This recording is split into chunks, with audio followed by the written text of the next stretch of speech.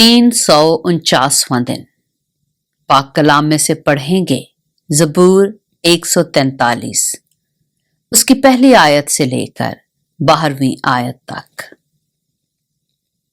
ऐ खुदावंद मेरी दुआ सुन, मेरी इल्तिजा पर कान लगा, अपनी वफादारी और सदाकत में मुझे जवाब दे और अपने बंदा को अदालत में ना ला, क्योंकि तेरी नजर में कोई आदमी रास्तबाज नहीं ठहर सकता।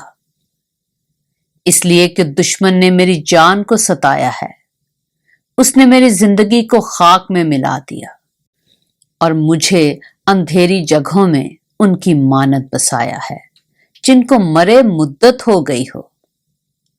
इसी सबब से मुझ में मेरी जान निठाल है और मेरा दिल मुझ में बेकल है। मैं गुज़श्ता ज़मानों को याद करता हूँ, मैं तेरे सब कामों पर गौर करता हूँ और तेरी दस्तकारी पर ध्यान करता हूँ। मैं अपने हाथ तेरी तरफ फैलाता हूँ, मेरी जान खुश्क जमीन की मानद तेरी प्यासी है। ऐ खुदावंद जल्द मुझे जवाब दे, मेरी रूह गुदाज हो चली, अपना चेहरा मुझसे ना छुपा।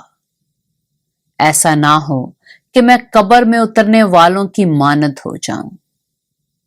सुबह को मुझे अपनी शफकत की खबर दे, क्योंकि मेरा तवक्कुल तुझ पर है।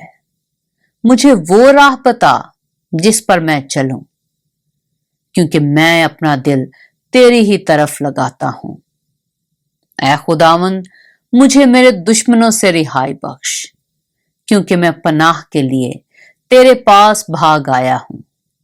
मुझे सिखा कि तेरी मर्जी पर चलूं, इसलिए कि तू मेरा खुदा है।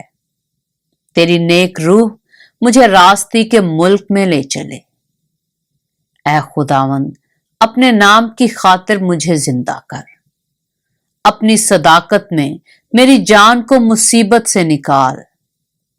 अपनी शफकत से मेरे दुश्मनों को काट डाल और मेरी जान के सब दुख देने वालों को हलाक कर दे, क्योंकि मैं तेरा बंदा हूं। पाक कलाम के पढ़े और सुने जाने पर खुदावंद की बरकत हो।